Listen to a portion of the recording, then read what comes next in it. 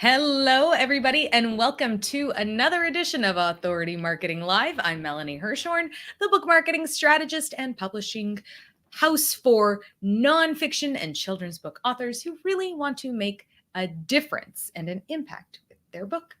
So today I have a super amazing guest, and I also happen to have co-authored a book with her, and here it is. It's called Mission Possible. It is available for you to see online. I'm going to try to find it because I know I have there it is. So you can go there and you can grab your copy on Amazon and do yourself a favor, or somebody that you know who is a woman, who is an entrepreneur, who really needs guidance. That's what this is.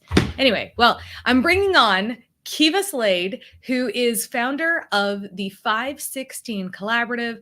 She is the most intelligent business intelligence person you will ever meet. She loves numbers, she loves data, she loves analytics, and I love her. And here she is. Hi, Kiva. Hey, Mel. So good to see you. So let's talk business intelligence. All right. How do you have an intelligent business? How do you get like an intelligent business as opposed to a really dumb one? No. I love that question. And yeah, it's so interesting because business intelligence, or BI, has really been reserved for large corporations for so long. And there's so many different factors that kind of like fall under the broad umbrella of business intelligence. But when it really comes to small business owners, it's about making sure that you are tracking KPIs and metrics in all facets of your business, but not keeping them in their silos, actually allowing your marketing data to influence what's happening in operations. Okay. When it comes time for strategic planning, setting goals, like what are those financial goals? And mapping your way to them instead of saying like, oh, I want to have a 6-figure business. Like, oh, okay, like you want to have $100,000 business, because that's far different from wanting to have a $500,000 business. Both are 6 figures, but there's different work that's involved from one to the next. And let's be honest, you could also have a $999,999 business, and that's also still 6 figures. But again, you're looking at different components that build to that. So really taking that time to allow data to have a seat at your decision-making table, whether it's in your strategy, it should be there when you're planning, but also along the way, making sure that you are tracking what are key metrics in your business. And again, understanding that it's specific to your business, not everyone else's business. McDonald's doesn't track the same things that Apple does. They don't have the same business, and you shouldn't track what Sally, Jane, and Bob are tracking just because they're business owners as well. So yeah, that's how you make your business a bit more intelligent. Okay, that's great. So how do I know what the things I should track are? Awesome. Great question. So are we going to use your business as an example? Oh, sure. Okay. Okay. Yay. So when we're thinking about your business, okay, you work with authors. Okay. So let's kind of take it from just a sales perspective. Okay. All right. On average, and we don't have to get specific, we're using examples. Like, how many calls do you need to have per month in order to convert, let's say 50% of those into clients? So let's just make up numbers. We'll say 20. Okay. All right. So we'll say 20 calls a month that you need to have in order to have 10 clients at the end of the month. Okay. So when we're thinking about that, all right, one thing that you can track is how many calls are you booking? If you find that you're at, I don't know, we're at the end of the month when you and I are talking right now. Hey, guess what? I've only had 10 calls. Well, that's likely going to mean that if your conversion rate is 50%, you're only going to convert to 5 clients. Now, what does that mean for your projections that you had? Because you're going to be short 5 people. Okay. And so starting to think about, okay, that's what I need. Of course, you would check this before the end of the month, or at least I hope you would, so that you can think about that earlier in the month in terms of, okay, Do I need to uptick in terms of my marketing? Are there people that I need to circle back to that I haven't, spoke to who were they were warm, but I couldn't get them over the edge?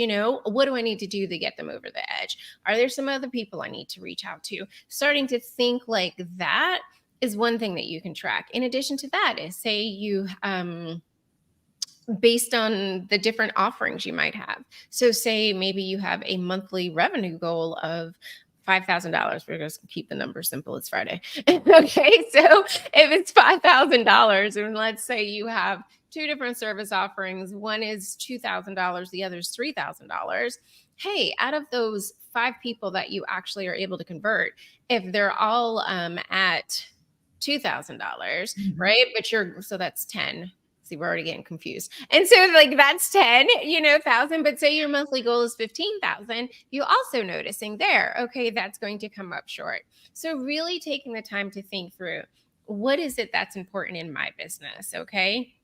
Knowing how many calls that you're booking is going to let you see, based on my conversion rate, this is about how many calls I think I can convert, which is going to lead to this amount of money, which also leads to, I've taken on more people than I need. Do I need to increase my VA's hours to help assist me with some things? Or do I need to talk to someone else to bring in someone to take off some of this load? So it really starts to not only have your sales, we've just touched on your finances and your operations, because you might bring in, I don't know, maybe you have 40 calls, and that means, hey, you converted 20. And it's like, now what do I do? That's a lot of people, and you're like, and for most of us, we're not going to sit there and be like, you know what? Yeah, I don't want that money this month. I'm good. Like, my goal was 10. Yeah, I had 15 or 20, but you know what? I don't want that extra money. Do y'all want to wait till next month? Like who says that? None of us most of the time, So it's like thinking about, okay, operationally, do you have an assistant or someone else who assists you? Is there more flexibility in their time that they have capacity to meet some additional needs for when you do have a bumper crop month, And then it's like, okay, great. But also thinking about, if we have this month of 20, guess what? That helps us out when we might have a month of 5 or a month of 10. But the longer you track these things, you might start to notice a trend. Like for you, I'm going to make up seasonal data for book marketers. I don't know it, but September to like Q4 is okay. when people go, oh my God, I have to market my book. There you go. So therefore and it's so funny. I had a client like that. Like people would come to her, like her doors would bust open come late August into September, because they were like, oh my God, I totally forgot we needed to do this. And that's exactly it. So if you know that last quarter of the month is going to be that slam time for you, and it may also be, hey, I'm a mom with a husband with kids. Like I want to take off the last 2 weeks of December. I also want to do this. And I have this, Thanksgiving time period. Okay. So based on my capacity, what can we do, and what can we do most effectively and efficiently? So, it comes in, and it may come where you say, hey, my roster is full, but I can take you in January 1st. And there are some people who'll be like, you know what? I waited to the last minute. It's my own fault. Sure. That works for me. There's others who will be like, I'll just go find someone else. You're like, yeah, go ahead. They won't be as good as me, and then you just go ahead from there. But it helps to know, like, when is your busy season? When is that time when you're going to get slammed? And knowing that Q4 is that time, what can we do Q1, 2, and 3 to just make sure that, like, obviously business is going along. It might mean that some months we're having a ton of calls that aren't necessarily converting, but those people wake up like, like today, September 29th, and they're like, oh my God, I need money. That's fine. We're ready for that.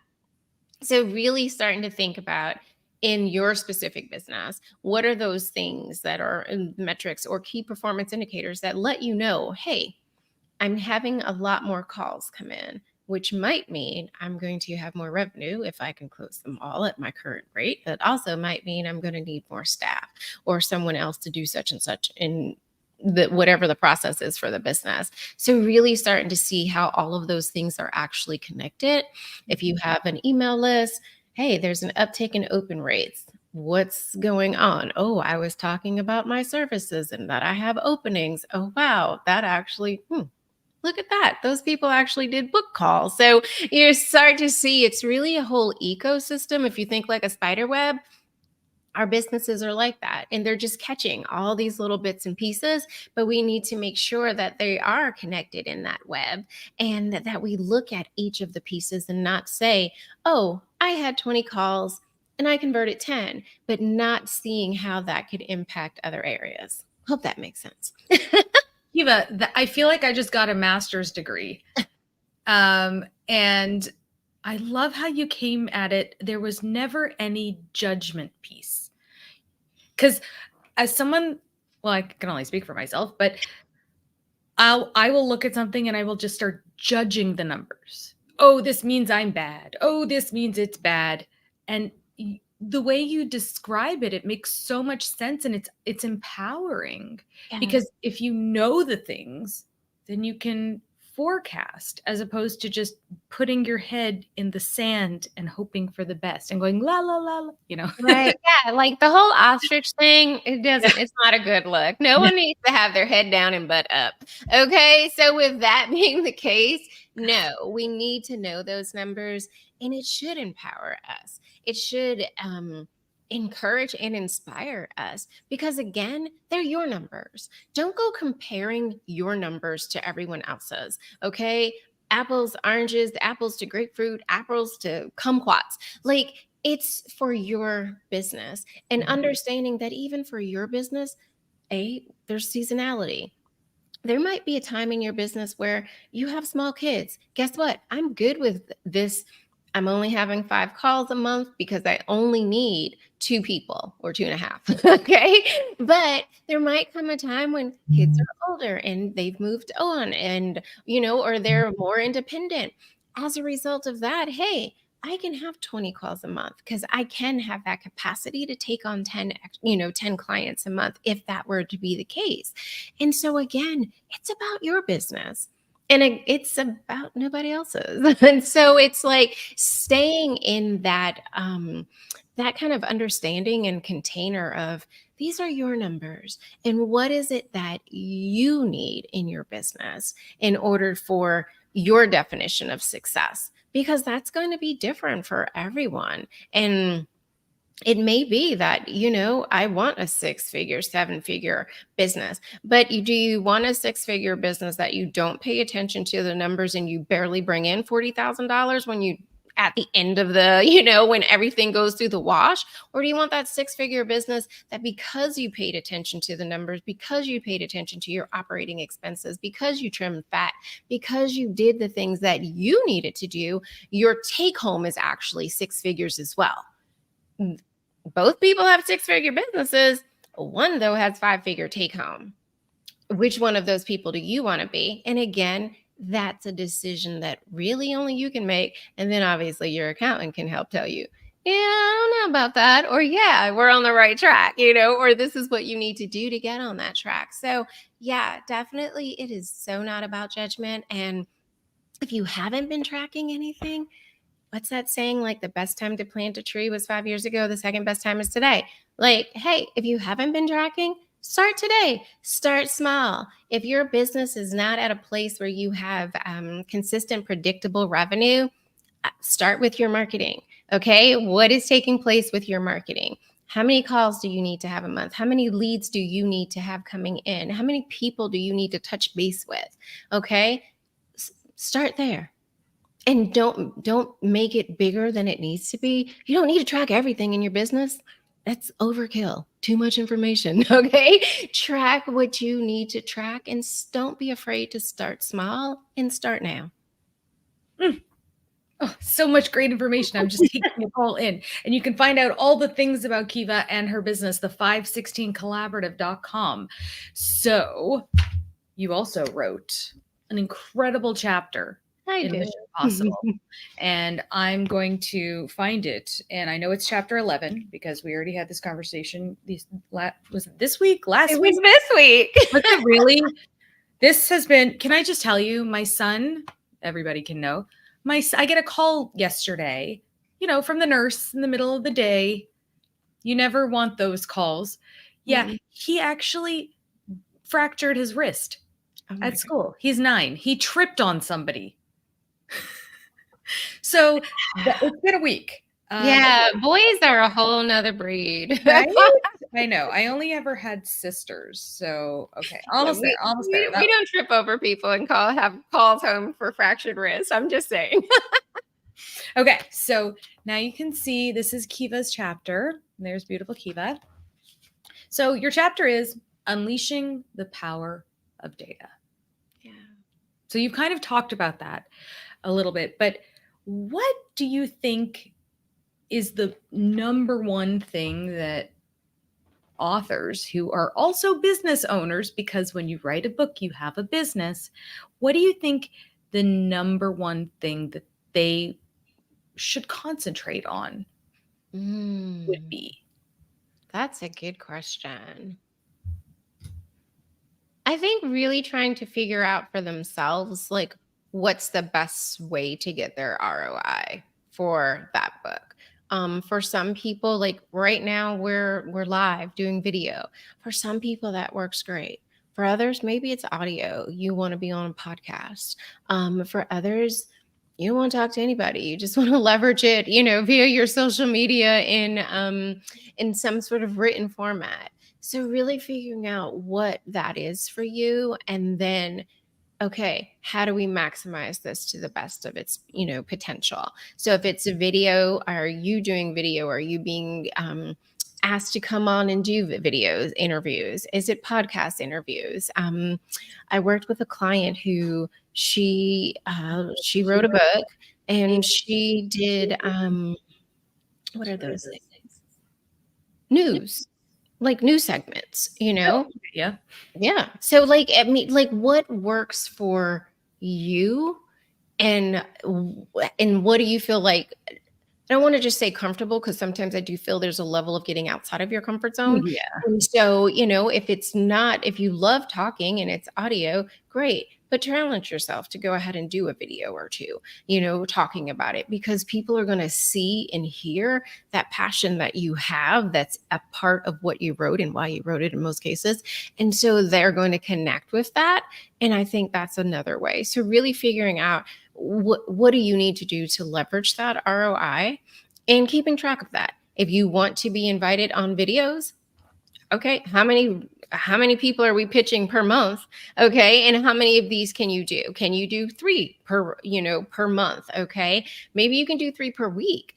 Okay, so then if you can do 3 per week, then the number you're pitching needs to be higher, because versus 3 per month in terms of what you're going to be able to convert.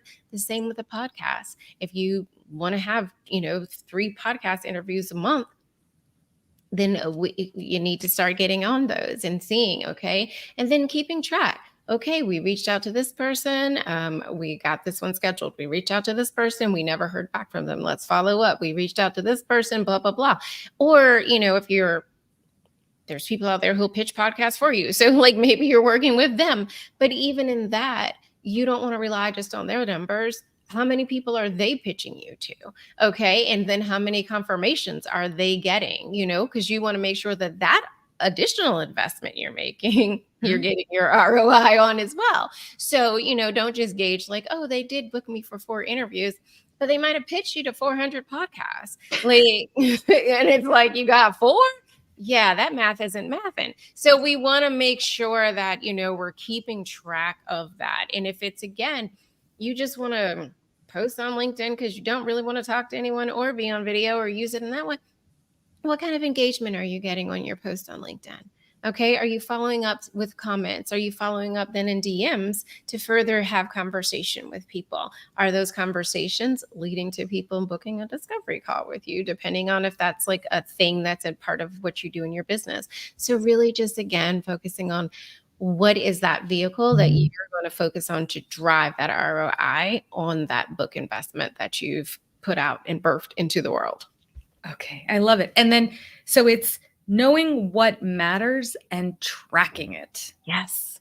Know what matters, discover what matters, and keep tracking it. Keep the details are so important.